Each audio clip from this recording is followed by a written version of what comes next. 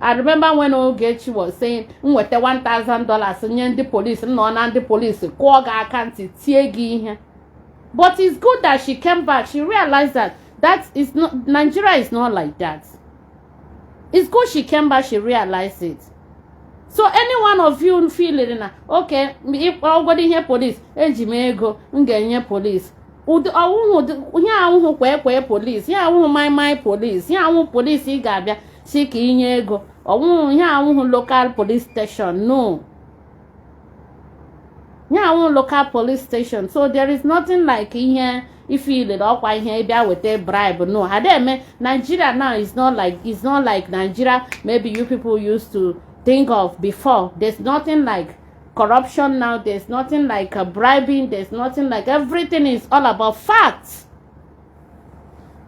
Maryam, after this program, contact me. This one in Igaha contact me. That's your problem, because this is the privilege you have to contact me.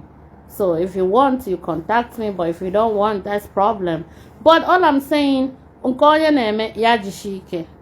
Maryam, you guys problem on this Ogechi's case. You guys supposed to equatala na wanya we kwe. So una bese come because una happen everybody day in day. After this Ogechi's case, confess is there the people futrana na si na haji otom haji so many things about me haji can let them come. Let them just come. So after nke hazi, mga anokwara onwe m again. Another people be akotekwe m again. It depends on the weight of ihe akotere m. Ha kotekwe m that will continue. We will continue going na anyị 100 years. Na-ekpe as long as we are living, ha bịa na-ekwu na social media. So ha kote authority ka anyị ga-aga. Enwere m ike, enwere dum energy nji ekwu. I'm not even feeling well to come and be talking nonsense. No, I want the energy.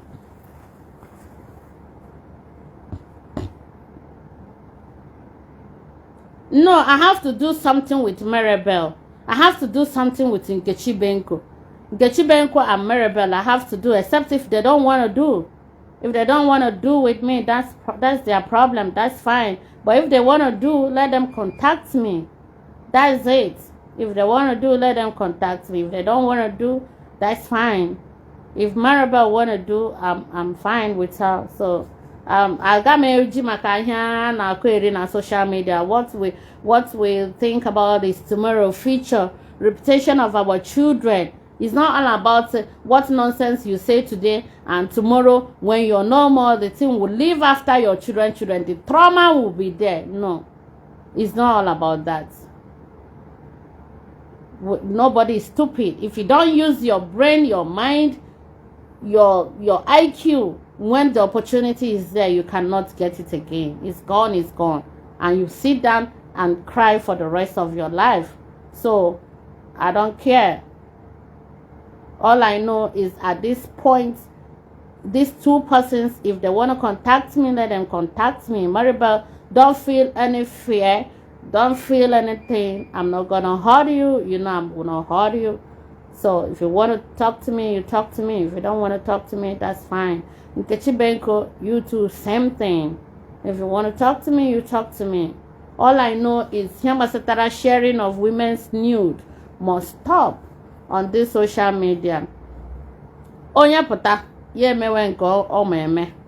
That is what I was agitating for. Onya puta ya mewe nko o yeme. Uno hapu rest in peace. Uno hapu sharing of nude. These two things. Okwanya ajishi ka ejide Maryam justice ka akpogbuo ya n'obi. Ị na-akpọgbu m n'obi awụmụ Jesus Christ. Ị na-akpọgbu m n'obi awụmụ Jesus Christ. Ọ mmadụ ka nwụrụ now. So it's not possible. It's not possible.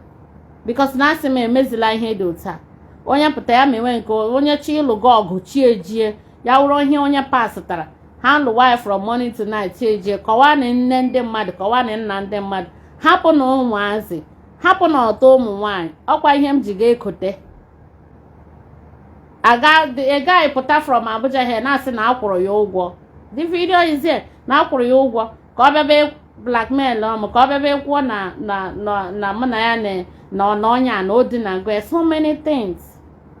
Ya wuru no nwe ihe do ta mere asim ota unu ha ụmụnwoke igbo ụmụnwaanyị unu ga-eji ala zere mmiri unu na ahụhụ ụwa unu ga-atagide ahụhụ ụwa dịgo unu agwụ for lying against me. Hey baby, don't come here. You got me a gift? Come baby, come. But don't show your face. I'm on live program. Can I read it to you? You want to read it for me? Yeah. Oh, really? Okay, you can read it. Front page, and this is the back page. Okay, read it. It says love you. Love me, right? Oh, thank you. So this says ha.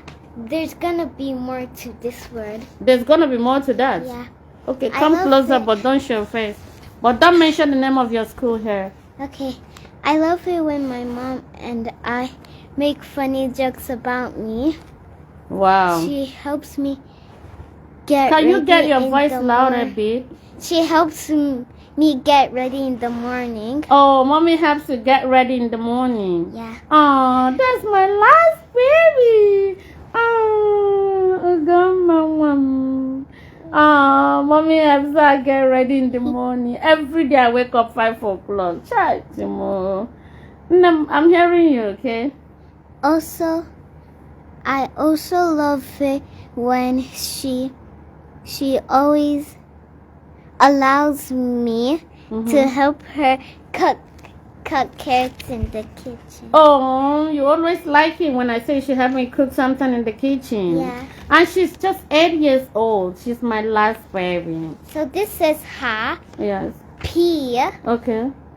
And then I love it when the way my mom helps me when I'm hurt. I love when she stands up for me when people are being mean. Oh, you love the way when mommy stands for you when people are being mean on you. Yes. Oh, thank you, Becky. I also love it when she puts her makeup on and looks like Kim Kardashian. Oh, you like it when I put makeup on myself or you? Or on you. Oh, she says she likes it when I put makeup and look like Kim Kardashian. No one Kim Kardashian.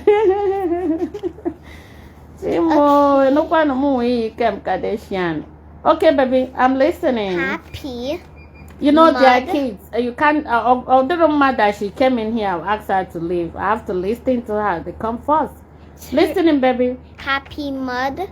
There's gonna still be more. Oh. 3 words that describe my mom. Oh, 3 words that describe your mom. Yeah. And what? Magnificent smartness. Oh, magnificent English woman. So, woo. And which one again? Outstanding beauty. Oh, outstanding beauty. Yeah. Hey, come on, hug mom. Outstanding beauty. Una no pan ever. Don't show your face. Come, go, mama. Go, mama. Go, mama. Also, that's the mama ya how outstanding beauty. On a chat to welcome. Wait. On a chat welcome. Then to see. O nwere oya buru ntutu ndị Fulani one very long. Yeah, I want to just mix with attachment, but look at where her hair ends. Hey, ugo mama, nemo. Us na mama ya was standing beauty. Una if hey Timo, if no mama na akpọ them outstanding beauty. And the last word is moms are the best things. Oh, thank you. Then let me have the card. And also wait, this says MOM, so which is moms. Okay, so And you got me a tea pack. Oh, what a tea pack. So what is the flavor in this tea pack? Lemon ginger. Lemon and ginger. Oh, mama. You just need to pour hot water in. Oh, I need to pour hot water. Yeah.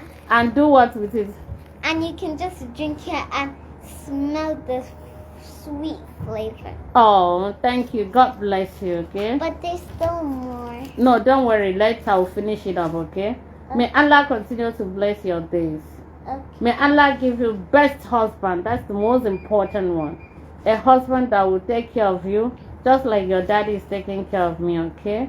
A husband that will take you to be his sister. A husband that will love you, okay? I love you so much. God bless you all, okay? Thank you. Okay. May Allah keep guiding you, okay? Okay. Thank you, baby. Okay, go. I'll see you later. My last baby, she's just 8 years. She came, so I cannot ask her to leave. And she brought this card. We're going to hand on him card. With the serum tea. One Lipton.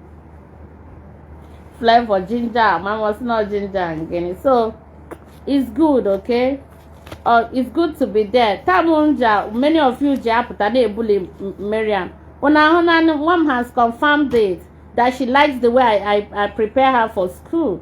Every day, I don't care, I don't mind when staffs. Every day I wake up around 5 o'clock every day to make sure that I'm not just sitting in the bed sleeping. Almost I'm saying bye bye mama to school. No, I make sure I watch off after them. The one I can do, I do. The one I will need help, they will help me. Their breakfast, I will make sure I'll see whatever they are giving them. So I'm just there. I'm just there for my children. And you guys have witnessed it. So please guys, I'm gonna end this live program here, okay? I will come maybe some other time, okay? I just want to tell you guys that ndị niile kwujọrọ m labelụ m ihe m amaghị anya na ihe m amaghị just because I gave somebody privilege to come to me. All I know, mgbe nta mgbe ọwụla, they will pay for it under the court of law. Only the law ga-abata in between me and them. This set of people, come on, God forgive her. I will forgive. Ogechi did things to me, but come on, God forgive this set of people. I will forgive Ogechi. I am telling you people today. I am telling you people this thing today. Ogechi did a whole lot to me.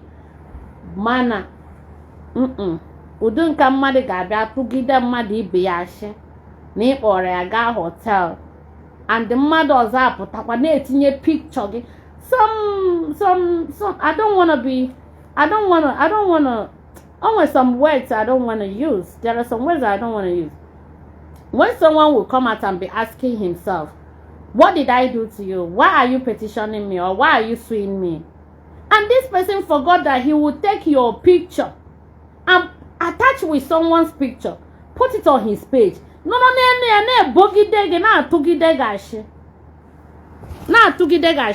like, wait,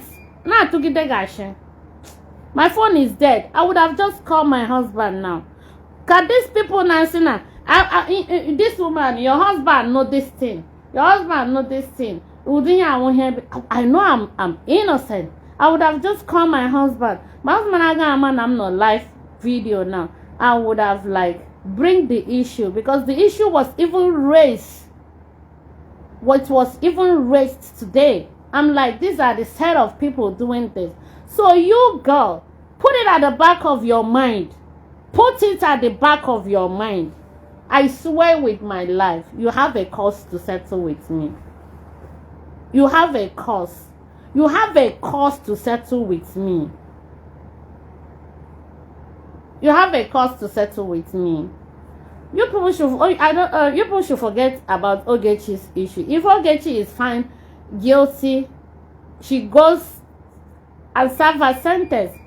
If she's not found guilty, she leaves and she'll go and talk to herself, caution herself, know what she'll be doing with her life. So that is it's just two things. So that's it. That one is not an issue. But the I want to tell each and every one of you, this life, whatever you do, you must pay for it. Pay for it under the court of law. Under the law. There are people, they did not do anything to you. They've never mentioned your name in any way. They did not do anything. Then you just come out. Say that this person, I swear to God, you that wants to tarnish my image on social media. Let me tell you people something. You people should stay away from me. Stay away from me. You people should stay away from me. Ndibo, you people should. Now you guys are now pushing me back to Ndugu. Yes, I'm married here. I'm with them, but I give all my time to ndị Igbo karịa ndị ugwu self. But now I've removed all my time. If I'm doing anything now, it's na Lugwa Hausa ka m ga na-eme. I don't want to be friends with anybody na social media. I have my friends outside the world. If I know you're on social media, I don't want to be friends with you. I don't want to be anything with you.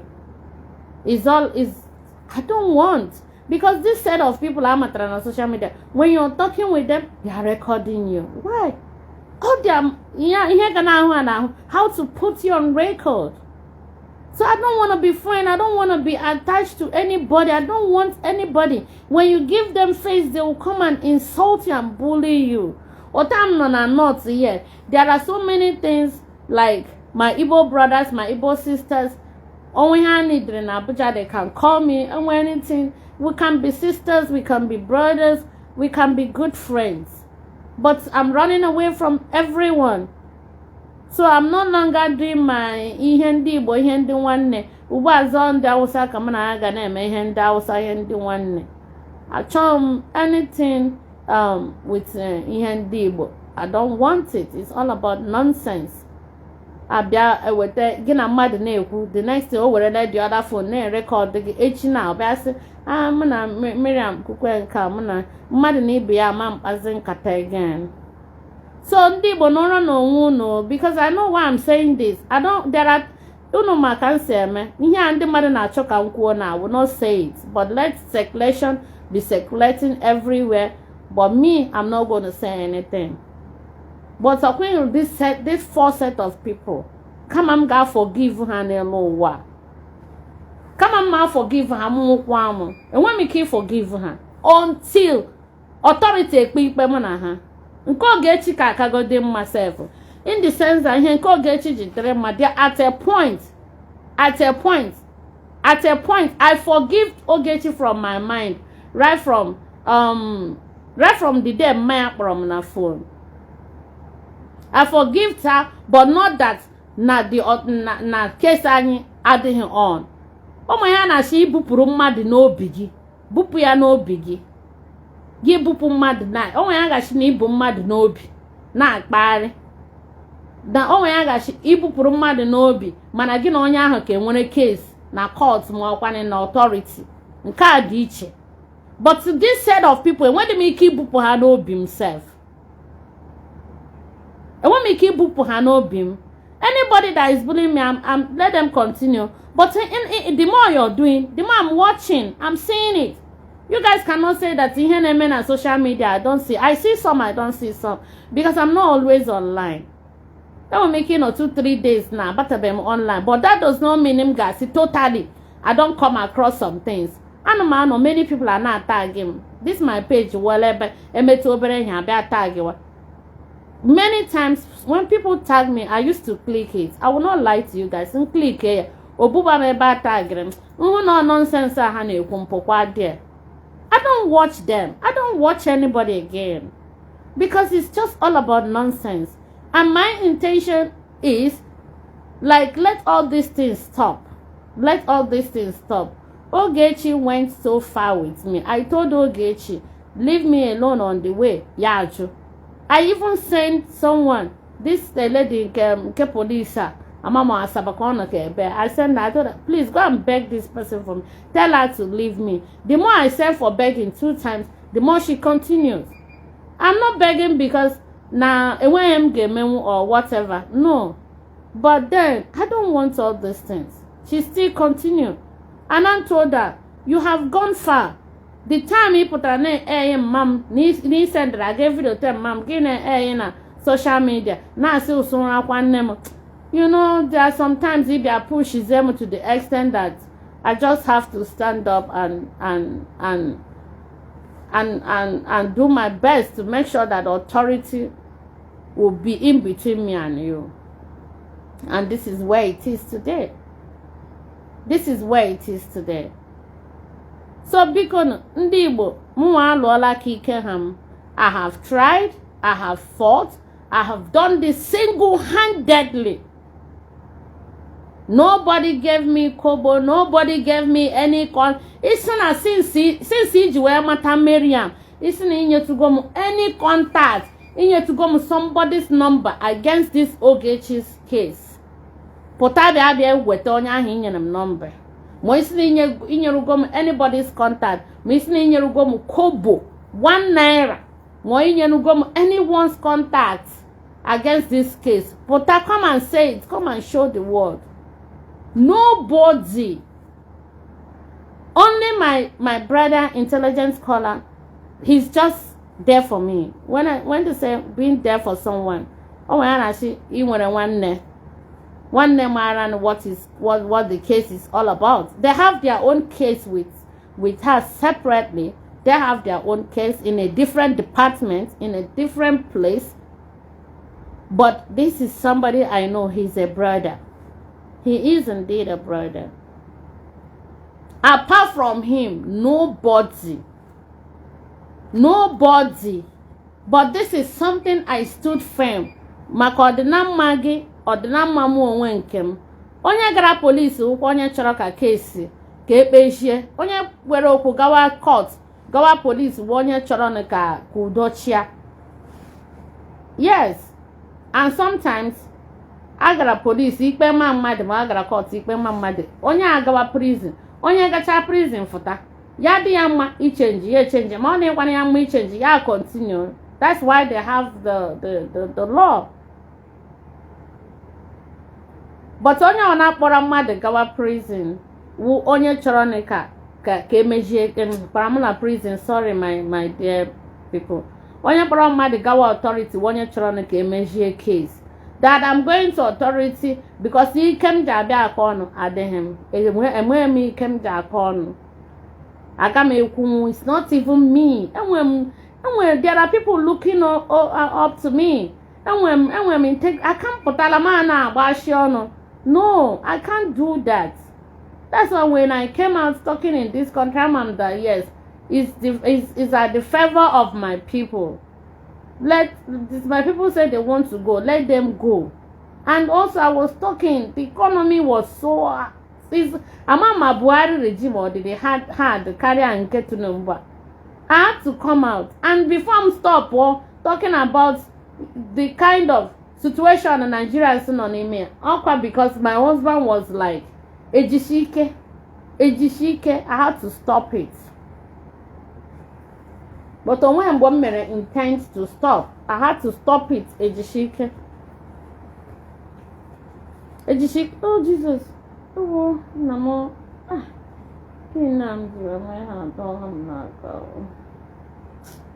I had to stop it, Ejishike. So let me tell you guys something. Uno happen maka.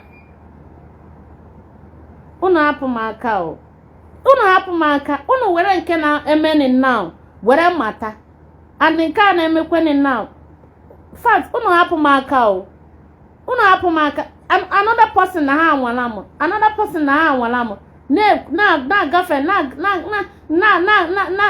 gafe boundary. I wonder how many people will come to Nigeria. They will not bully you. When they go back to their base, they will start bullying the person. Uno hapo maka onwe onye njinke ya. Nam na eyefe na pụta social media. Unu chọrọ unu agbawa ọtọ pụta social media ọ gbasara unu. Aga m address ka unu. Otam no na I cannot wear trousers, I cannot wear skirts. I can't dress like many of you. This is the only way I'm dressed. I'm happy. They're presentable. Otam, this is Abuja. If tana dress guy onyara, they will see you as a responsible person. This is not. Your dressing matters. Your appearance matters. And in the real life, the reality of life, your appearance, the way you appear, that's how people will present you. So that is it. You people should leave me alone. Each dress wakamo, naya, this aqua is 340,000. Super Hollandaise. So you go and buy it. The sewing, I'm sewing it 180,000. You go and sew it and wear it. This fan, I want to get check here. Mbomire fan last. I think I don't repeat clothes, but I did today. If I remember, I think last year December. That was when I wore this clothes. And this is the second time I'm wearing it again. Onwe ya na-ekwu for ihe niile a na-ekwu about me, you guys are right, kwuweni, but unu ebuzila m ihe mere. I come to realize this is a space where everybody will talk in here. People will say, get me hammer. I'm not stopping any one of you. But I don't like that. That's why when I back out tomorrow, I will win you people that unu gagarere ganoni me am I want a case unu warranty ganga. You guys will enter unu gacha ngapota. Una amana that na yes. This social media, there are things that you're not supposed to be doing. You can't be playing with mental health, people's mental health. Uduka nka ha bịara na ashigide mashi na mbịara mụ na nwoke ga-adina na Transcorp, mụ na nwoke ga-adina na so place. Unu ajụkwara mgbe ahụ unu na-atụgide mashi a nwaanyị akwa nna o chege echiche nwụọ ma o chege BP nwụọ ma ọnwụ na ahụka ebie ya nwụọ mmechi unu ihe. I swear to God, under the court of law. Mama megide hunu he, huna abai me prison. Anogo, kama mga hafu unu, mba biri kwa nkwama. And ya uru na ashiku unu tugidremu. Unu, agama, fact, you people, your end. I'm happy that it's playing. I'm happy the way everything is playing. Kama na ha, the camera is just surrounding. Ndị niile no kugidem ka ha megidem ịma onye nwu nothing. Muna have not gone as far as what you're saying. Ndị niile kwuru ne ka ha megidem the camera has just generated from 80 to 2. They are just throwing it against themselves. This is karma. Ebe biara na jim na ko. Just because of words. What I don't know for you. I've never offended you. I've never done you anything wrong. I've never defamed your character. I've protected even when people want to know what I don't know. I've never done anything to you. I've never done anything to you. They just keep talking nonsense about me. I've been on this case. Nobody knows how I'm faring. Nobody knows what I'm spending. Nobody knows my health. Nobody knows what I'm going through. Why don't you mind anything? Only what I even open out to tell, maybe if I feel I want to tell you something, what I tell you. But anything but case Ogechi, nobody knows anything about it. Except in Guaramad. If I don't tell you, you will not know. Ogechi, I want to say some more like Ogechi won a case. Ogechi won a case with different people. But here basatara case in Interpol. If I don't tell anybody, nobody will know. If I did not call you and tell you, you can't know. But still, they came out. They said all sort of things. Hi, Jimo. Mananso bad. This same somebody who not quite here. Na Kairi, na Kukwemu, what the same person, but the same person Biakwarane na point voice, even with her voice note, she voiced everything. Now one ebe Ogechi no, where the one gets Ogechi among you people not quite here now. Among you people, and the voice is with me. And because I'm not a stupid person like many of you, they may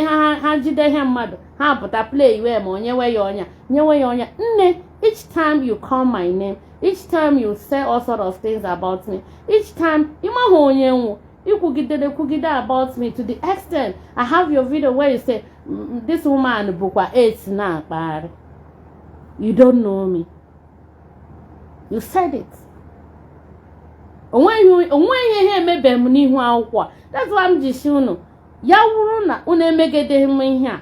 Mji ofu onye ji example under the court of law, under the authority. Ji ofu onye ji example under the court of law. Una enwe ike happen maka and displaying all of you are seeing it.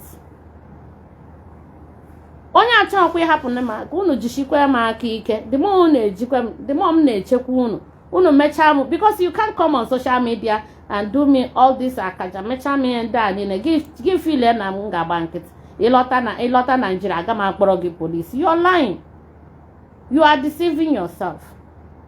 That's why unu na-eme m dị silent. Mgbe ahụ unu na-eme that thing, m ga-anọrọ na-aga authority na-egosichicha ha ihe unu na-eme. Ma nke m ma nke ndị ọdọ. You guys will be there calling me to the extent onwe this same lady nọkwara here gaa kpọọ mmadụ onye ahụ gawa ịga eji ebe Ogechi nọ ụlọ ọnọ voice gị everything ịnọkwa na-akọ eri na-akpọkwa m aha but ịnọ na-aga eji anyị ebe Ogechi nọ but ya wuru gị na gị pụta play word because unu na-achọ ihe unu ga-play ya against somebody.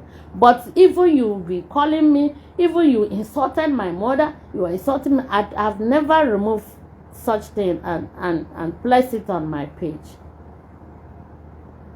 Ịpụta gị na-akpọ m nwaanyị oruru ọbara ụmụ nwaanyị, you be calling this kind of name. Asị m otu unu so were nọrọ kwuo ka unu kwugide m elulala ga-emegide unu. I swear to Chineke na kere m n'unu. There's one thing you people don't understand about Maryam. Maryam is this kind of person. Ịchụwa Maryam gị nwee problem. Ime Maryam chụwa akwana gị ị ga-enwe problem.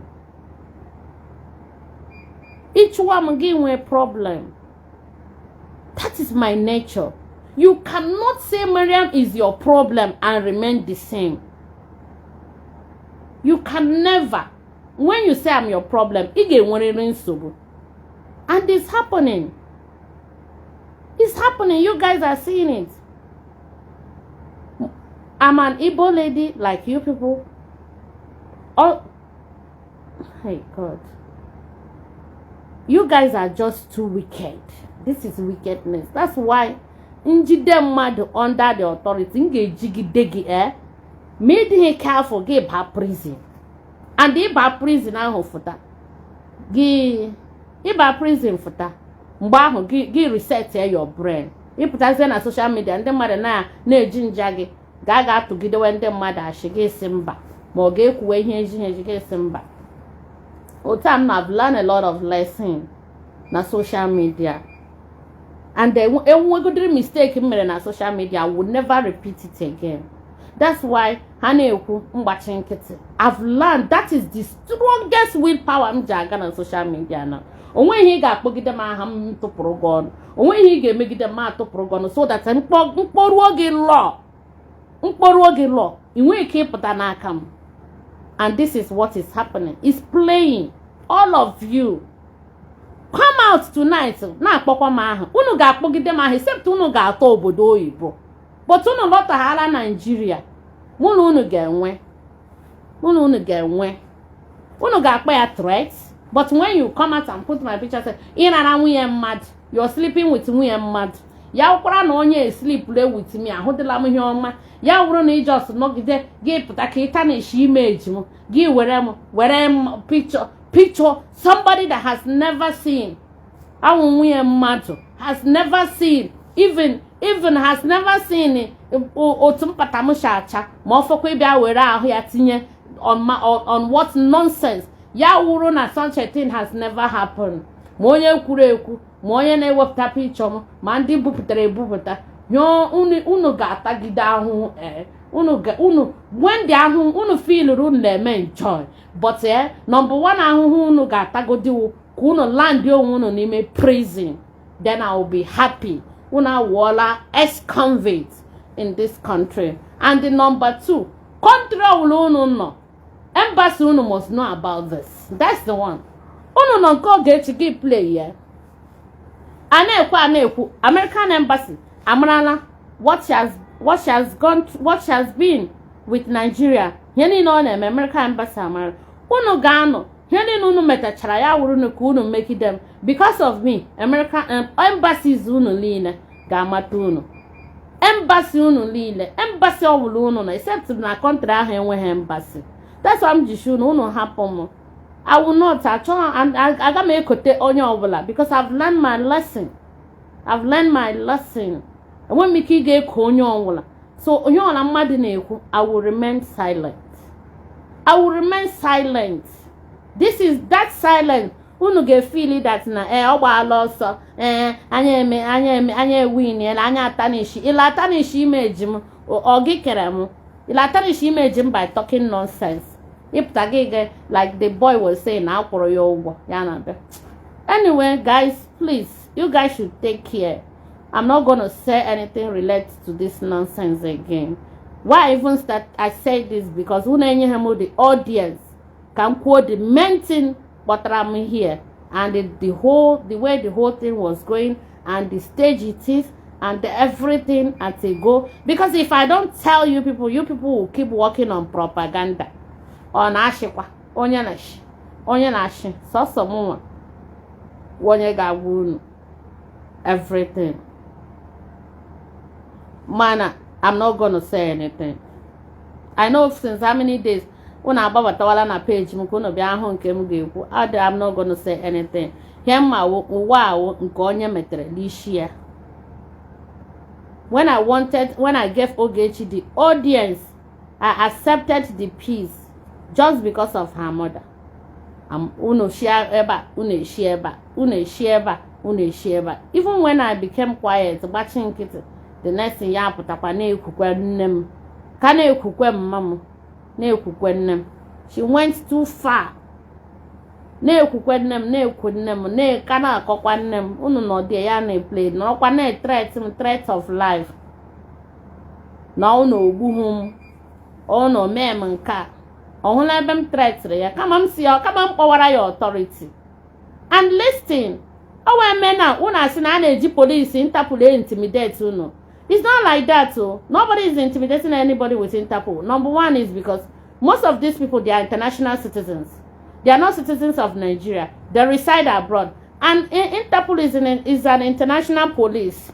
Interpol is an international police. You can't be in America or Canada or Cambodia or Vietnam and be claiming that your First Amendment right is to come out and bully someone.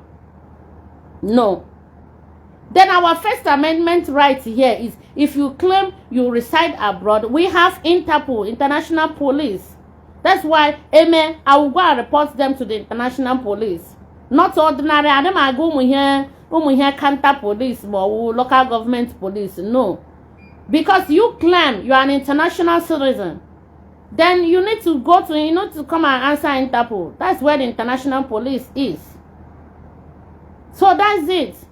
So why are they always coming out and say, you are threatening me, you will be threatening us with the police, you'll be threatening us with Interpol? No. I want you guys to be learned. If you guys don't know this, I want you guys to know about it today. Interpol is an international police.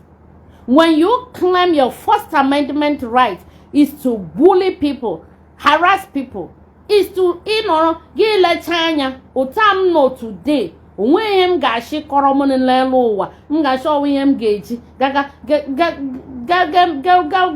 me nonsense with anybody. Okay, like what? Like what? Then you sit down, you think you can tarnish my... Prepare yourself. Get yourself ready. Get yourself ready because it's not all about coming to social media to rant, to be talking nonsense, to be fighting, to be abusing people. Under the court of law. Una ba prison. Ma unu the guilty. Unu ba prison the happy. Move deserve fulfilled. Maybe you not prison to my satisfaction. Feel it, yes. Ogori nam choroke can forgive una. I cannot forgive you people on the way. Maybe before sentence una now. Unu mara here. Madam, face your husband and leave Igbo people alone. I am gonna block the hell out of you. Who are you to tell me? Am I not Igbo? Come on, Sheba Zuzu forces or Onyeri. Come on, Sheba Zuzu. The brave. You guys want me? You guys want to see this nasty thing in me, and I'm not gonna give you guys that nasty. But Zuzu ni Sheba Zuzu. Mhafu ndị Igbo jidekwa n'onye. I'm Igbo. So mhafu ndị Igbo jide onye. Many of you na-ezuzuru ga lụọ nwaanyị na obodo oyibo. Many of you are ga lụọ nwaanyị different places. So because na m lụziri onye Hausa, then onye Hausa awụzighị mmadụ. Maryam Babangida ọnwụghị onye Asaba ka ọnwụ Delta Igbo ka ọlụhụ IBB. How many of the northern governors lụchara ndị Igbo? Because unu ahụ m n'ihu akwụkwọ. Yes, because I like it. I love media. I love media. And I've been in media for years before mewe ihe agitation of Biafra. Okwe ebe unu nọ wee mata onye nwu. Oge m nọrọ onwe m with that agitation of unu ama onye nwu. Unu amara onye nwu. So why are you telling me leave Igbo? Come on, Zuzufu. Why are you telling me leave ndị Igbo? Ila agwa m leave ndị Igbo. Agwara gị na nwa onye Hausa. Eyiri m gị onye Hausa. Leave ndị Igbo. Unu pụta unu na-akọ iri. Because I don't respond to you people. And you people will not push me to respond to you guys like this. So, my dear, I'm done talking to every one of you. Whatever you know about Ogechi on social media, if you guys want, believe it. If you don't want, don't believe. For me, I'm not going to say anything from my mouth until next time their program again. Yaro 1K views, I will say from A to Z, where the channel, how the whole thing and where it is today. Until next time. Man chokwa. I don't know my cancer, man. In fact, I told them I'm not gonna talk anything online. No. Because you guys know me. I don't talk. I did not come out and talk anything until I had to like, okay, because of my say okay, kemudo. Y'all know my space yeah, my apology to my husband. May go she dim the apology. Go share dim. Then we'll plan and sit down and think of how to work it out. Y'all na get doje yeah they undertaking. Yeah, jewero nwe half marker. Because for me, I got him engaged there. You know when jimeji ya happen. You know, but she say no. So what else? What else? All I know. Nkonye le me ajishike. Unu si na owu imegide mmadụ ibu unu dị unu mma jishie n'ike. And now authority kpechi ikpe mụ na unu ndị mmadụ na pụtara na shọmụwa ka ha chọrọ iji were mee akaja. Authority kpechi ikpe mụ na unu ndị iche dị n'ala ga-ekpe ikpe mụ na unu. Mmụọ na mmadụ ga-ekpekwe ikpe mụ na unu. And the karma is a bitch. Ihe ọnụ unu mere mụ ka unu megide m ka unu kwujọọ m. Unu ga-anọ one day, you people will sit down at your comfort zone and say, child, ya mere nwaanyị emegidere m ya. That's why I say authority, the law must prevail. Only the law agacha law ahụ. Then if it's true, we will know if it's lie. At some point, I'm like, let me go to Arushi. Ka onye dị otu a bịa nwe there. People were like, going to Arushi. If you go to Arushi, you can't go to police. But then, this is the fact that this is the worst thing. This is the worst thing. Like, like, okay, hi. I mean, some people that I know require the thing like reality, like truth. Ihu yeli no no mere yeli no. That's why I'm just you know Ogechi mere mu nkunu mere nka unu putara na ekwo oduka shi unu kwuru togide all the worse than nkunu the worst carry ihe Ogechi mere. That's why I'm just I can even forgive Ogechi, but you people I cannot forgive you people. So you guys should take care and sleep well. You don't expect me to come back here. I don't know when I'm gonna come and do this again. But all I'm gonna say to you people, Maryam, under the court of law, come police, court. That's it. International police.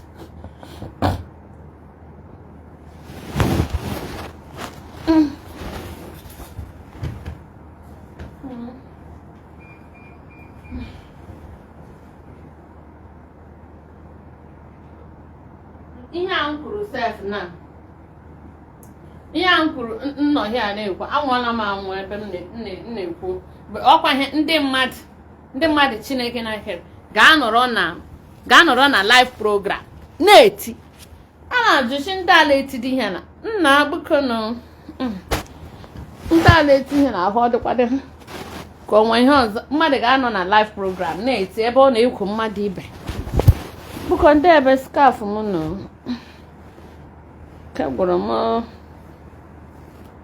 Kagoro. So na ezigbote ike gwụrụ m nwa na nna ezigbote ike gwụrụ na ma ọ kara n'ebe n'otu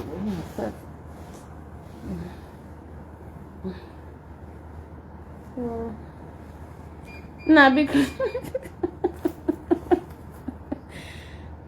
chimo emena a ga-akọ akwa bọọdụ start from Kingsley who yo onye ọshagere onye iberibe onye na-anị ndị eriere oduka ndị idiot a ga-eme na ogori na m chọrọ ime accept na apology m sa ana m emezi accept useless people m ga-ban gị from here na oduka ndị iberibe ndị ganga Ogechi ana na-abịa ezuzugharị ndị ganga Ogechi ana na-abịa ezuzugharị ọta onye ahụ na-ezuzu na udu ya na ya ogori na m chọrọ ime any apology accept nlechi ụdị ya ma sa ana m emezi anyway ga-ada ya ada. Let's see the end of whole thing. Go and drink water. and drink tea. And the tea Goma gave you. Bye your Nemo. Jennifer. Akwa omembe ikwagam na Nigeria bra. I refuse to. Ima na imegidere m, so that was why I did not see you. Yaona all gị was Ogechi that time na fight kwam yakwa ni ị gaha too far like that. Ote bịara nwanne nwaanyị ke o. Ote bịakwara na Abuja mana ga, but I decided to dodge because ịhụnanya mụ ahụ mmadụ onwụdị ihe mmadụ mee m ọ na-adịkwa m n'obi. I no go lie for na onwụdị ihe mmadụ mee m dịtị na-adị m n'obi ọ da apụ so until kwa Chineke ewepụ ya n'obi m, you know. So yeah, that is it.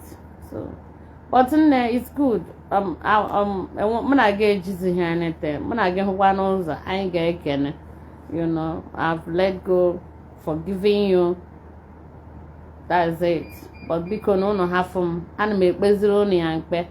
Hafụ na m aka ndị mmadụ, hafụ na m biko na unu hafụ m unu case nọkwa on now, you know. I don't want to say anything. Mpụtakwa na ahụkwa ka aka na-ekwukwa m even m sigodi m decide isi okay ka hapụ ihe ndị a ka onye ọla na ọrụ onwe masịzi ana m ahapụ. The more unu ka nọkwa na-ekwu m mmadụ ka nwụ. I don't know why you people felt that he na-ekwu m or that I'm used to it, but then I'm sure that na I may feel where somehow sometimes unu ga show wash, but then I'm used to it. Ahụla m 99 n'aka Ogechi. I've seen it all n'aka Ogechi. So onwezi ihe a ga-ekwuzi m now gadem ka anything, no. But ke ihe a na-akpa ya but nke this set of people Maryam, I swear that one would carry anything, in the sense that this is just a pure lie. This is just a lie. This is strictly blackmail, tarnishing of someone's image. Hi, unu kwugidekwe m ụgwọ n'elu ụwa unu ga-amara na Nigeria nwere law. Nigeria nwere law. Unu ga-ama that Nigeria nwere law. Sorry, adịdị ya until ekpechi ikpe ka awụkwe ikpe a ga-ekpe ikpe a na-ekpe ya onwe ka awụkwe ikpe a ga-ekpe ya donkey years. No. Nke a wee ikpe a na-ekpe ya na-ekpechagbu within a short while ekpele ikpe a ga-ekpe ka ikpe ndị ọcha ha na-ekpe ikpe 100 years aka na-ekpe ikpe ndị ọcha arrange onye atụ court kpakpa ekpele ya ọzi ụdị ikpe Nigeria na-ekpe now. Don't tell me I should not make this mistake.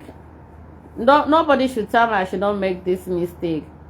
All the ogum loro onye support me in anything.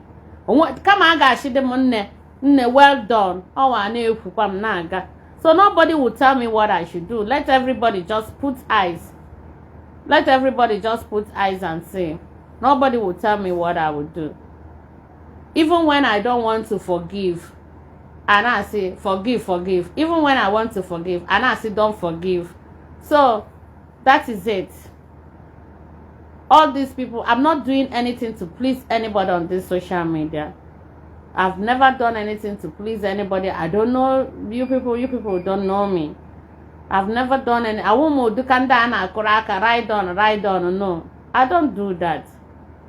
That's why none of you, I did not plan with any one of you when I gave the mother the audience. When the mother pleaded on her behalf and said, okay, mommy, Ozola. I told her, mommy, it's okay. I gave mommy 19, and the I gave mommy 99. I agreed. In fact, I agreed. Let me and her make the peace. But the peace, I won't want or anything. No, the peace is, let the authority know about this. I'll put it in writing. I will not call your name again, because I'll call her again. It will be a problem to her. But yeah, Jackie, I may be editing. Even when I was silent, next year I made the video. Y'all know, I mean, uche dia na ihe ọ na-eme. Oto on a dark, who no na ekwakwana ya ojoku. Most of these people na apụta na see right their own. Oh, go do one no why when I get quick on na this kind of a thing. Instead of apụta yiri proper akwa, me proper apology because na nnem anyị niile ọkwa na ụmụnne, no matter what, gbaghara m. Emejọrọ m gị, yes. Gịrị onwe gị, one way or the other kwa, imejọkwara m, ngwa gbaghara, ma mgbaghara kwana gị. You know, there's a way to talk. At least, nwere kwana the apology here na-egoshi di m ahụ ya. Sikwa na okay, ngwa, no problem. Yebekwana ishi gbaghara like. But ya ka anọrọkwa na dark. Nọrọ na dark kana akụji. Nyo na kojido to share my apology.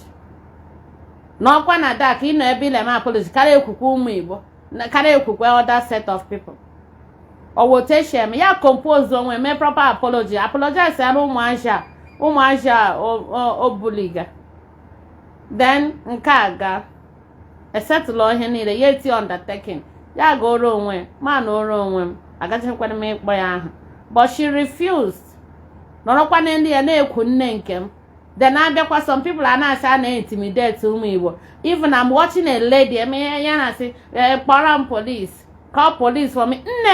Nne akwa jidere m video gị.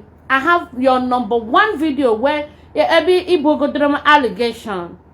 Na watch gị till I will get another thing. Police ahụ na-achị mkpọrọ gị the police. Onwe ebe ahụ m no wee kinapụ, I can't let them make kinapụ ma agbachi gị. Onwe ebe ahụ m no wee kinapụ ụmụachi gị wepụta ya. The other man anọrọla ebe ọ nọ na call police for me. Anọ m Nigeria, kpọrọ m police. Unu ga-anọkwara even mụ achọghị m ịga police.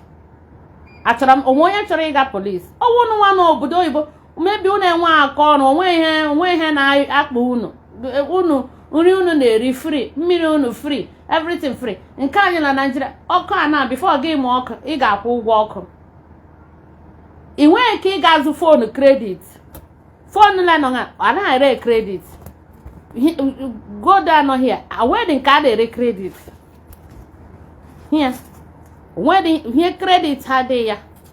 All your money. Ama unu nọrọ ebe ahụ no oke nriju afọ a na-eme unu na-ezuzu onye nzuzu chere echi ịkpọrọ onye police ma ichebiri ọlọta Nigeria ga-akpọrọ ya ndị uwe ojii onye a na-eme ndị Igbo intimidate unu hafụ m aka o adị m akọ n'ubi onye ọbụla onye akọzila n'ubi hafụ na unu a na-akwa n'uhie hafụ na m aka o I tell you now wanna leave me leave me. Yes, social media is a place even unu chọrọ unu na-ekwu m ekwu everyday. It's okay, I agree, I accept it. Unu na-eme ya, it's fine with me. But onye ebozila m ebubo just to tarnish my name. Ịbata Nigeria nwee police chụgharịwa gị. The number one, enwe m the capacity because I have the money. M ga-eji chata moto were police na-etu gị. Yes, I'm not adara m ụkpa. So unu nọ n'ọdị a na-efili not right unu ka unu megide. Unu lọta Nigeria nwere ego nwere chata moto kpọọ police etutu unu abịa anya abaiga court, and court nke m unu court niile a na-aga wụkwa court say 1 month 3 months. adị m eme uduka court. Anybody mụ na ya nwere case ya war from the international police, anyị ga-ekpe ikpe as in case ekpe ikpe court obodo oyibo. Mụ na unu agaghị eme anything.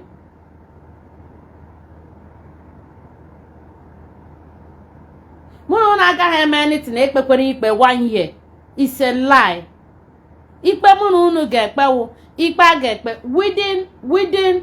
within some months. Ekpechala ya. Unu ga-anọ Nigeria, mụ na unu na-ekpe ikpe. Anyị kpecha ya, onye ikpe mara ya agawa prison. So unu hapụ m aka biko. And as of anything Ogechi's case, as usual, you guys know I don't talk about her case. I only came out to talk about that one. Mgbe ahụ o were video, ama m ndị nwa na-aga enye video, ha na-aga enye ndị ntapu. Mpụtakwa gwakwa all these things, ihe aga help gị. Another thing, mgbe ahụ mma ya gwachara m nkwerecha, ya ka apụtakwa na-ekwukwe mma nke m. But yakwa ma detail of everything from the beginning ihe gbasatara case Ogechi. Onye ọla m mepere ọnụ gwa onye ọla unu hụrụ pụtara na-abịa ekwu case Ogechi wa onye m gwara ihe gbasatara case against Interpol.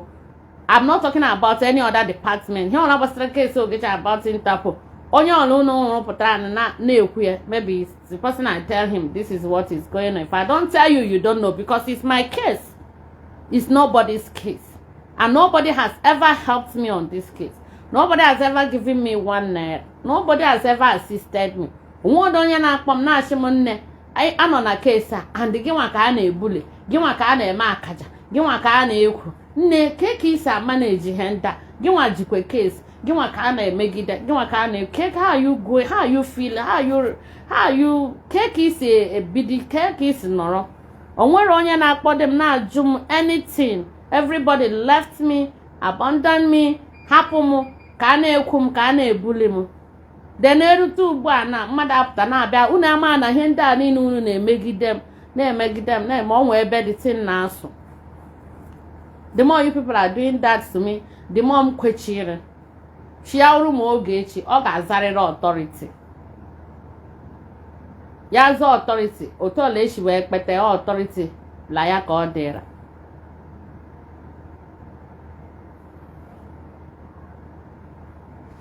What is my scarf doing na Kingsley head? Or him that back over again now.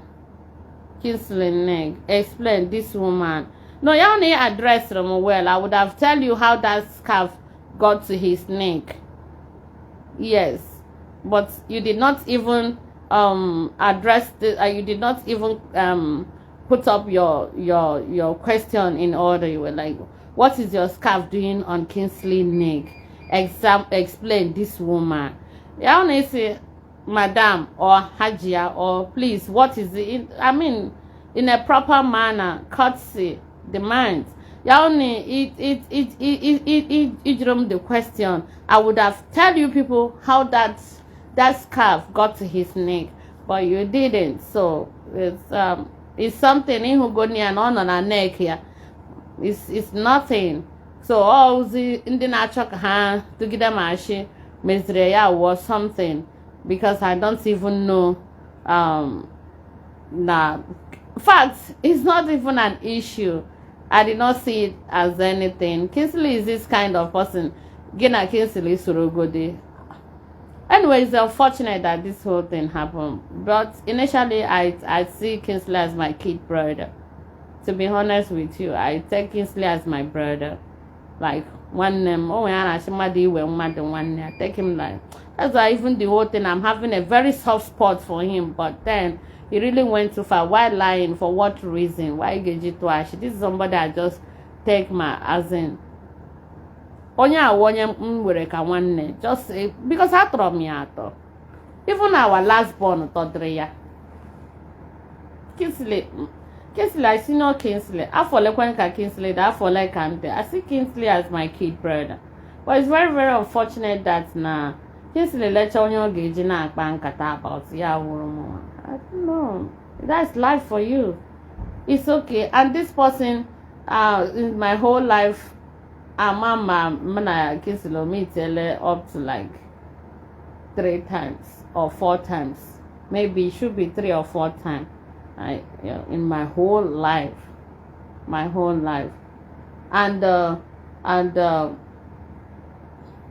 that's Kenya where that place they took that place he took that place he mentioned in a hotel. I invited him. That place is Blue Cabana. My children were having a birthday over there, birthday party there. So he came all by himself and I ordered things for him. Birthday. So I see aware him when you invite a Igbo brother like you, I want as only Igbo one name and semi state. So it's nothing. I didn't see it as anything. Like he came.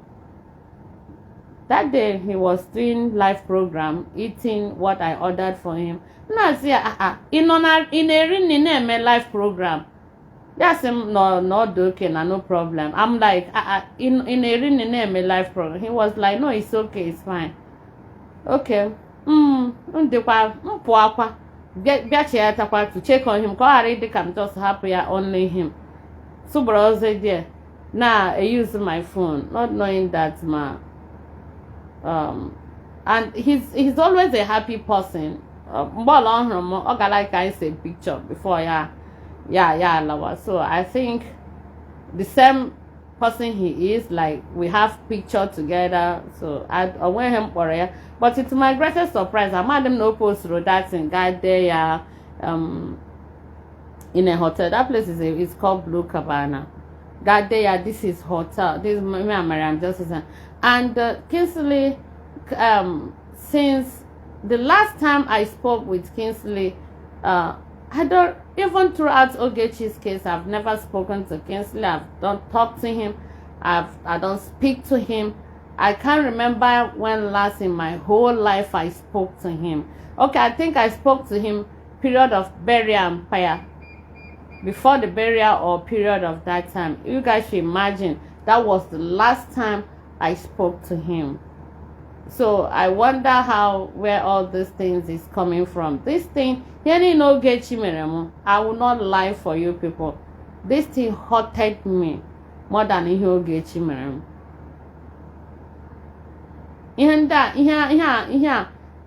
That this Transcorp issue, this is somebody, okay, let's hang out in Transcorp. And we all ended inside the reception there. He took some drinks, I took water. We had 1 or 2 discussions. I left.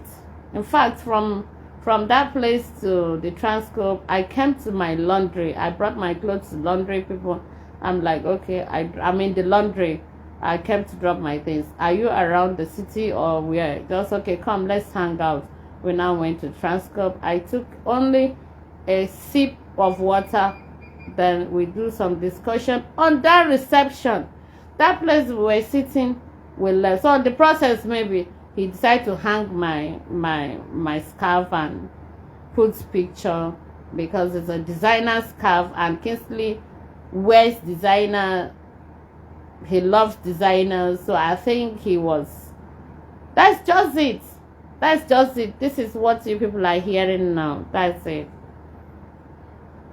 Kaga. So I never knew he was even these two privileged that we sat together, we talk.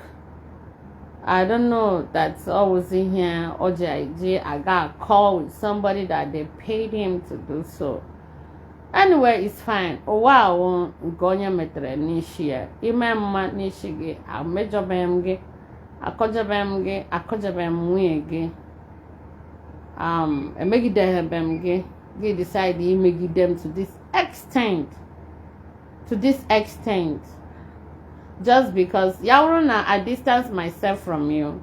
These things will not play. But then it's fine. I'm happy. Gonya ona metre nishia. Here on a mad metre no one nishia. I'm happy. At least you guys have known. Yeah, I say ko for months. You guys have known a little bit of how the whole thing happened. Man, I am sure you will know. Mboge said, the case is ongoing now. Mboge said with these same people who no feel when I'm happy, no na to kwashi because everything is said. Everything is said. People are saying arrest Kingsley, arrest Kingsley, arrest Kingsley. You will take the Kingsley may arrest now.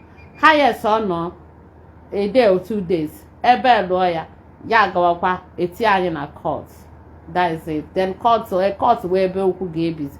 And you know to back of you people's mind. Court wala muno na ga ekpe anya zi ikpe ndo obodo iba aga ekpekwe ya aga ekpekwe ya 10 years aka na ekpe ya 2 years aka na ekpe unu na atokwa ashi. So I'm going to end this here. All I'm going to say, you know, I case Ogechi Onya Bella Jum, and I'm not interested.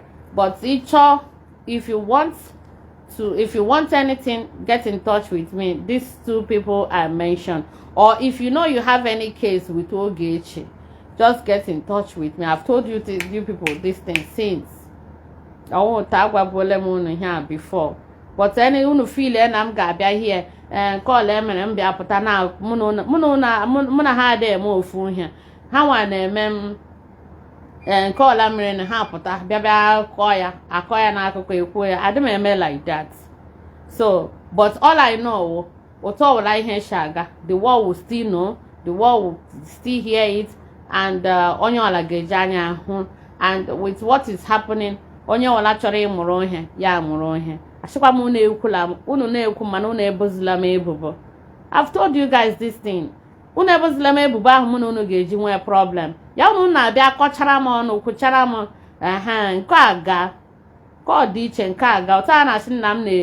Many things. In a shower, in a borrow aqua, in a borrow for good, in a borrow distance, down, but like somebody is really somebody is now pushing himself so serious. Emem giji, emem gede, emeki to be I put to him against you. I put my mother na phone, I'm not against you. Emeki de him. My own offense was coming close to you. Okay, I'm not going close to anybody again. Because I'm not chocolate evidence. Ogechi na-ekwu iwe na-ewe one way or the other. I will come and air my mind through the person or whatever. Echina, he feel somebody after na threat. Ihem ge ku basrage. Ihem ga ko basrage. Ihem ge ku basrage. What the hell? Whatever anybody want to say about me, the person should go and say it. I will not blame anybody. I will blame myself because I allow myself to come close to some kind of set of human beings with my integrity, my everything. I bring myself so low to some people. That's why to this set of people. That's why reaching again they'll be talking shit about you. Yaurundi ndi uche ha. Live program. Yaurundi uche ha zuru ezu. They will not even when you come to them as a friend, as a brother, or as anything, they will not even come and start saying that nonsense. But this set of people, you come across them, they'll be like they are looking for something to record. They are looking for something. That's why I say I'm anybody who on social media. No, don't call me. Don't come to me. I'm not gonna come to you. So please, maru no ma. But anything against Ogechi against You guys know, Mankembo or whatever. I'm not interested coming online to say this, but I'm gonna tell you people today. There are people in this whole life. Come on, God forgive. I'm forgive ekwensu. And when we can, God forgive ekwensu, but not them. Because when you look me from head to toe, it's not we made Jim Kichare Tanishi. The only forgiveness God forgive one daw no be more okwi wo fear no be more time wo for case Ogechi no be. The only thing wo ehiola ekpere ikpe na ha na court. Ashi that na the kwele nkele imetre le ya offense ya nkele wo offense ya that's the only way. But any other thing, forgiveness are there. So because jishie nike ihe ọla unu na-anụ about Ogechi on social media nke dị unu mma unu ebelieve nke adị unu unu ebelieve but aga m asị unu na m ga na-apụta na-apịa ekwu this or ekwu that, but then next m ga-apụta here unu chọ ka m kwuo anything unu mee ya 1k views, then I'll analyze everything for you people.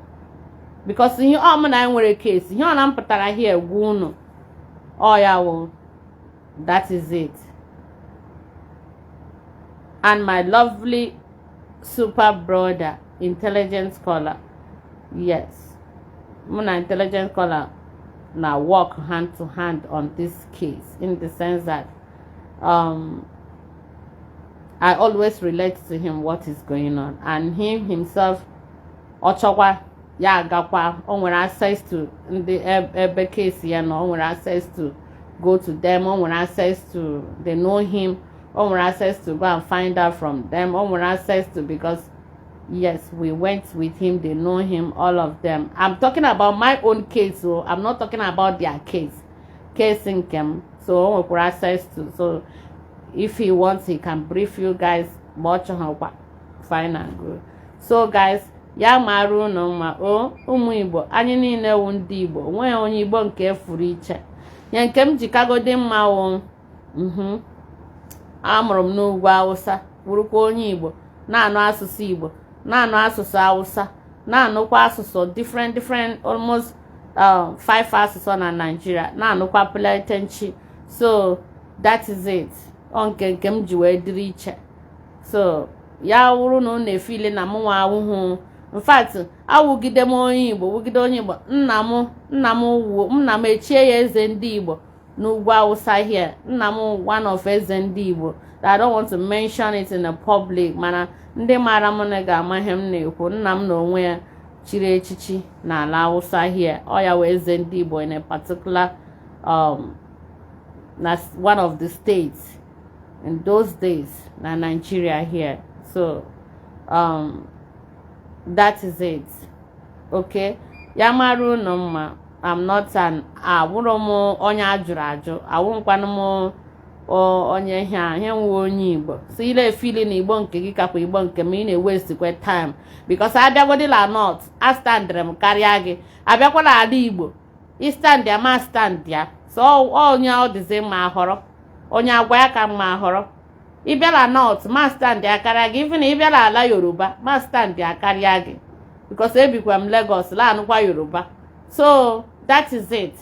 Then ịbịakwala na ala Igbo m stand ya, agwa gị ka mma ahọrọ gị, agwa m akakwana mma. So unu abịakwala here na akọrọ m nonsense nwaanyị a nke iwukwa onye Igbo karịa m.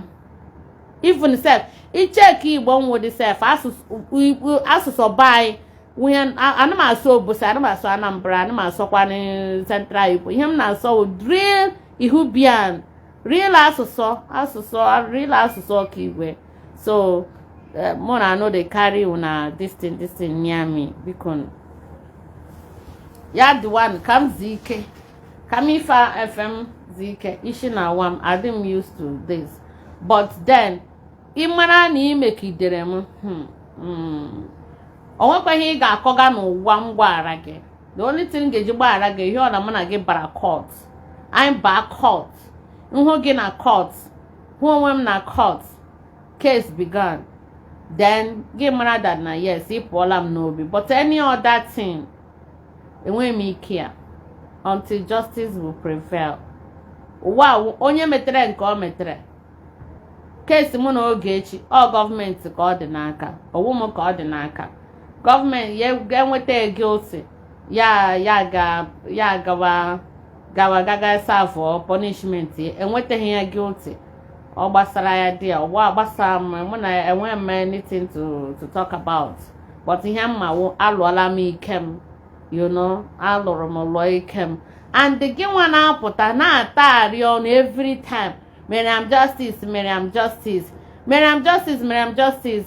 In fact, I would have even blocked him with as a few days ago when intelligent callers him nam hapo ka Ogechi mana ka ndị otu Ogechi mana that gị nwa nọ in between them na-aka eriwu gị nwa onye yuzuru somebody gaa tụwa aka na dekwa ebe Ogechi hon with your voice and everything. And mgbe ị sendịra ndị sendịra that na ọmụnwa ka ha sendịra ya na phone because ha ma na ọmụ na Ogechi ji case and ha ma na ọgwụ Interpol na-achọgharị Ogechi. Ama na Interpol na-achọgharị Ogechi. Ha ma na Interpol na-achọgharị Ogechi. Ha ji sendịra m that voice. That voice nọrọ na phone m. Asị m that voice m may play iri ọwa Ogechi ka m may play iri voice ahụ ya ege na ntị ya, then ya gechazie ihe kesi ya biri ya fụtazie ya akọwaziere unu hụ izu ịnọkwa na-ekwu Maryam justice na-ekwu Maryam justice na-akpọ Maryam justice nwaanyị oruru ọbara.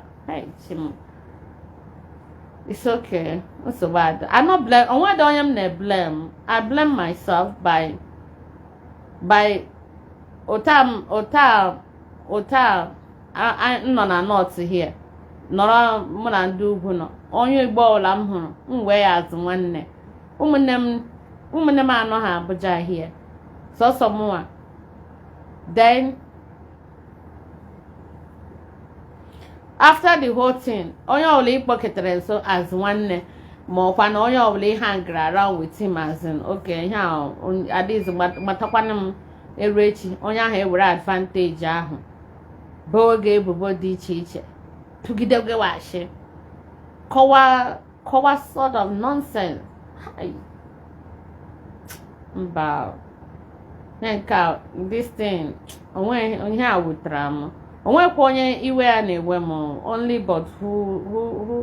only but giving someone privilege and the person pụta.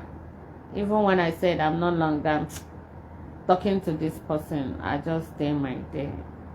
Let it be. God, ka matabuhe m onye ewo before. Just not wrong again, you know. Then the same person goes behind you talking about you. Gị nwa na-talk here, ofu ihe ikwesịghị ichefu. One thing, you know, one thing, you're not supposed to forget it. Icheghe echiche gbasara that one thing. Cheghe echiche. Even mgbe m na-eme onye a nwanne m, onye a onye Igbo nwanne m, isi na nwunye gị nọ n'ụlọ. I had to ask my chef to cook. Ya lete nwunye gị buru nri m shiri from bem butere unu gị kọkwa ya n'akụkụ. Chere ma m ga-agbaghara gị.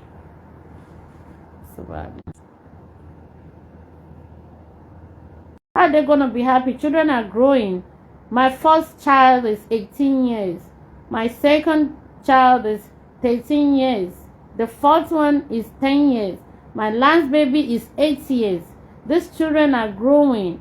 Tomorrow they will see all those things. So if I'm taking anybody anywhere, as long as the law is concerned in this country, nobody should blame Maryam. Because a lot has been going on. You guys are seeing it. They will come and say, okay, come and defend yourself. I will not. Come and say this. I don't know why they want me to engage on nonsense talking with them. It's not possible. But I want you guys to know. And for all of you that defend my character in terms of labeling me what I did not do, you guys should know that my husband is aware of this, and my husband knows about this, and my husband is as well on this case. You people should know. I swear to God, what they are doing to me on social media, they will cry under the court of law. Because when the law will prove to them that what they did is very, very wrong, then they will realize that yes, you can't defend my name. You cannot, because I have not done that to you. So why would you come and just to prove what nonsense point? I don't know. But these four people, I swear to God, I'm gonna tell you guys this thing today. I will never forgive them till the rest of my life. And the justice must prevail. Law must prevail. These 4 persons, the guy in Nigeria, the 3 people that reside abroad. I am just coming back from where I'm coming back now. Like I'm just coming back from the authority. Like I'm lying down here, I'm coming back from the authority. You guys should ask your whatever should I say? I mean, you guys should ask her or him if you guys' case are also there or not. What I'm gonna say to you people, see these 4 persons over my dead body. In fact, let me tell you guys something now. Over my dead body. Let me tell you guys something. You see Ogechi, she did a lot to me. But then, do you know that I can forgive Ogechi? Like, forgive her from my heart. But you see this 4 person, the guy that said all manner of things about me, innocently. I want you guys to know how I held them in my heart. But you see these 3 persons that reside abroad, 2 ladies and the man, and the one over until I get to my 6 feet. I will hold them in my heart till that 6 feet. And they must dearly pay under the court of law. They must dearly pay. If what they did to me is an offense to go to jail, they must go to jail. Without me having any remorse. If what they did to me will get them to jail, I don't care. That's what I'm telling you people. I don't care. If what these 4 persons did to me, the guy in Nigeria, I don't want to mention any name, but they know themselves. The guy in Nigeria, until I die, I will never forgive him. With the 2 ladies and the other man, I swear to God, I'm like feeling, let me close my eyes and open it and see them in Nigeria, so that let the case begin. Let the case just begin. I did nothing to you, and I did not offend you. I did not do anything to you. You just came out to tarnish my image. For what reason? For what reason? For what reason? No way. I'm feeling very, very unhappy because these people are very much far from me. But they must dearly pay under the court of law. They must dearly pay under the authority. They must pay under the authority. Next time in their whole life, they will never defame anybody's character again by lying. Oh my God. I've been silent. You guys know I've been silent for this for how many months now. I'm silent. But my silence is golden. My silence is not just silent. My silence is working. And the whole thing I'm happy. I am happy. I'm happy. You guys know what they did to me. They're like, the problem is, you guys are evil. I'm evil. All of us are Igbos. No one is Igbo than the same Igbo mind you have is the same Igbo mind I have. And my own is even double mind because I'm married to a Fulani. And these are the people, if you don't even have mind, you can't marry them. Yes, if you're not physically strong, I mean, you can't even marry them. Why are you calling me? I'm using this line. If you're not emotionally strong, you can't marry them. So the same Igbo mind you guys have, mind of trying to make sure that, yes, if you want to destroy people, you destroy them. If you want to tarnish their image, you get your mind strong and tarnish their image. The same Igbo mind you people have is to say all of us are Igbos. Me too, I have mind. So what makes you think tarnishing my name will break me? Saying all sorts of things about me will break me. Lying against me. Lying. Innocently. You have a wife. You have children. You just sit down and say, oh, okay, it's Maryam justice. That, and because of this thing that you guys were doing, I actually even wanted to like let go of this Ogechi's case. But because of what you guys were doing, I refused to let go. Until justice will prevail.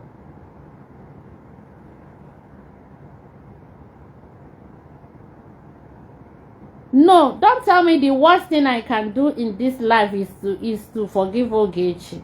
Don't tell me that. You can't tell me that. You don't have my mind. You are not me. I'm just me. I'm telling you how I feel. Nobody will come and tell me if I'm to forgive Ogechi or not. Nobody can tell me that. It's my decision. If I decide to forgive her, forgive her. If I don't decide, I will not. After all, none of you here has supported me in anything. I was the one spending my time, my energy, my resources, my health, my everything. None of you supported me in anything. Even the case that I'm still the one on top of the case. The same guy who lied against me will come out and be telling people, she's not the one, no, she's not the one, no, she's not the one, it's another person that is holding the case. So but then that's what he chose to say. He has said so many things. So none of you supported me. None of you were there for me. I did this fight all alone. I did this fight just me alone and my God and my darling brother. My darling brother. Yes. Intelligent scholar. Let me mention his name. He's my backbone. He's the only person that stood firm for me in everything. None of you. So nobody can tell me anything. Nobody can tell me anything. I still did my best to make sure that there's peace among the Igbos. They still come out with different things against me, thinking that they will break me down. How can you break me down? What makes you think? What makes you guys even worsen the whole thing? You guys worsen the whole thing. You guys make the whole thing worse. Even when I decided, at some point I was just quiet about the whole thing. That was when I decided to let me just forget this person. Let me forget this person. And I told her, okay, go out there, make an apology to my husband and my children. Let's just end this thing. You go your way. But you have to put undertaking that you're not gonna call my name in any way again. I spoke to the mom. The next thing she came, calling my mother, abusing my mother. It's not right. And you guys are here clapping for her, pushing her to do more, being happy. Now here you're telling me I should not forgive? If I want. But it's going to be hard because, I don't know, am I even still on the live program I was?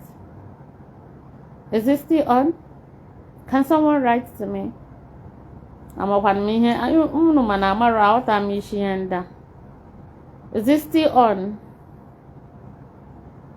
Can someone say yes? I'm still on. Amaram, this thing like it went off, it came back again. Can someone relate to me and say yes? Can someone okay, yes, right? Thank you. Thank you, thank you, thank you, thank you. So like I'm saying, a lot of things has happened, a lot. In the sense that at some point I wanted to let go. Okay, this person, go and take undertaking, don't call my name again. And please, even if you're doing your things, minimize some things, because we're all adults, you know. You need to minimize some things. Let's just end it. But you guys were still saying more and more against me, saying more and more, to the extent she would even come up and be like, going to those places they're calling my names, and she will be like gingering the whole thing. You see, it's not good. It's not good. All I know, I came, I fought, I did my best, and I did my best. Even if none of you see my best, I tried. At some point, the weight was like where they used tipper on top of somebody. The weight of their bullying, it was so high. I still remain firm, strong. I still be that person I am. That's Maryam I am. You guys are Igbo. You cannot, nobody is more Igbo than each other. You're Igbo, I'm Igbo. The same blood running us. My own Igbo is even Imo State. Imo State, Gongo, Okigwe, Gongon, Ndo Okigwe, I no one, more for two. Okigwe, even if I can Okigwe, my own village, where ABC I want her. Isi I want you, Hansiki, I want her. So how una go look me finish, look where I come from finish. This saying una own Igbo pass my own. Uno putona na-emem heni unu na-emem na media. Onye puta ogbaiga phone ya, o ma ihe ọ ga-akọ obido kọwa Maryam. The worst part, if you just give them little of your time, these are people that will come to you. You'll be free as okay. We're all Igbos, let's talk, they will start recording you. That's why many people, even when they call me, I don't pick again. They will record you. They want to come and play. Come and play. Casino no nonya kukuruku. This of course. O casino no nonya kuru. Onwere onye wibo carry ibe yo. Otisi wibo cancel wibo. Even if you learn in with mind, my own mind can because it check ebe ngara di gafu di na lamba la no n'ime ndị Fulani ka m lụrụ di. Ị ga-amazi ka ihe kara onye a obi o ji were gawa as far as this. So all these things unu na-eyi na-ebully na-eme this, you guys are implicating yourself more and more. I will not lie to you. You guys, all these three international people that I have issues with, that I've reported you guys to anywhere I can report you people. Anywhere I can report you people. I have done all the necessary things I have to do under the court of law. I have done it. I'm just waiting anytime you guys arrive in Nigeria. Because I came in peace and I told you people, after this Ogechi's case, I don't want to have anything with anybody. It's normal. Kuwene mbana una ebuzila me ebubo. Ebubo ihe me emero. Ebubo ihe me emero. How can a woman jo no? Then somebody will come out and start saying that onya, you know, onya gara get me nonsense get dinner. Let me tell you people something. You see this person that came out to say this. Let me swear with my own life. Ya wuru na mo no onya ejegidele ije gbagide ọsọ. Ga na any hotel. Gas na anyị na-eme any rubbish like they mentioned. Asem Chineke na. Kehem geji, what will I say? What will I say? Asem ke the highest in him gekwu. I don't want to involve my children, but asem Jesus. Asemka Them gekwu. What ka Asemka. Let me not even come reading do. But then if this person, this guy in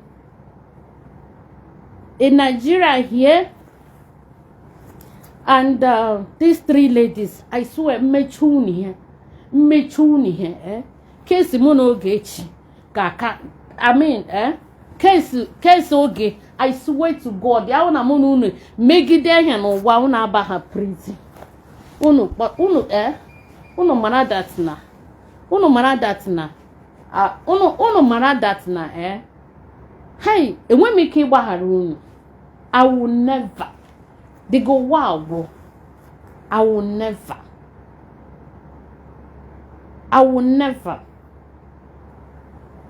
never leave these 3-4 persons. I will never. Stop saying start with him first. Don't say that. Start with this, start with that. You don't know what I'm doing. You don't know the level I've gone to. You don't know. Many of you people, amam ka brain unu shanron. Unu feel you when you just go and borrow police. If you go to police, you jida mad. The next day, the person I get bail because you can't keep the person. Of course, I get bail, then the person must go to court. Yes, but the main thing no is court. Can we turn you guilty? That is it. But can we turn the guilty? In what more, it's okay. I've forgiven this person. Yeah, by when more, you forgive the person. The person must go in for it.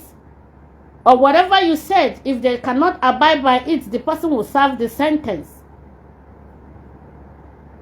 That is what it is.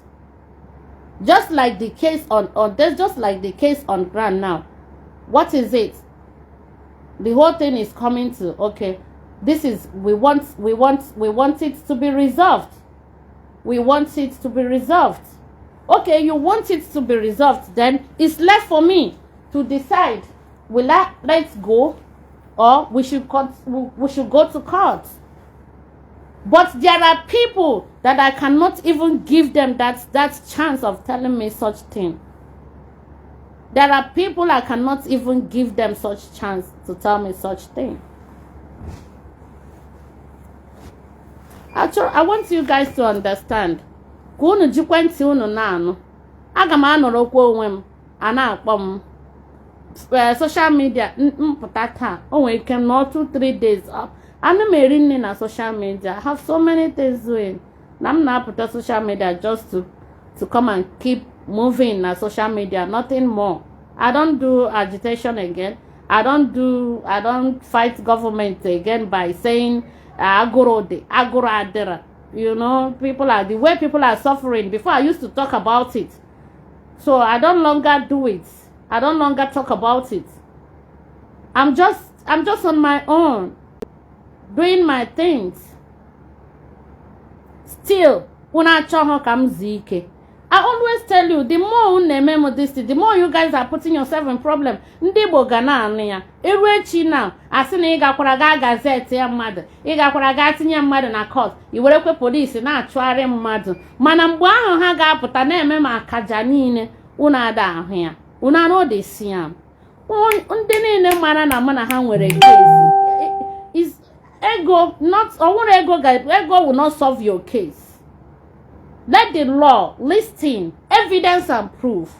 When they listen, they will judge. There are things that money that uno feel in Nigeria now. Nigeria now is a Nigeria that you come and give like a. Thank you guys for watching. Subscribe on this channel, share this video, like and comment. Thank you and God bless you. Please subscribe and stay connected on this channel. God bless you.